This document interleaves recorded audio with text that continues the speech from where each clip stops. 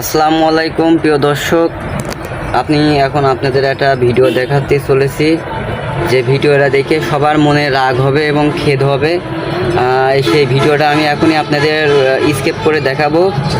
যে ভিডিওটা সবার বিরক্তজনক একটা ব্যাপার। আমরা বাইকার হলে পারে যে এই ধরনের আচরণ করতে হবে এমন কোনো কথা নাই।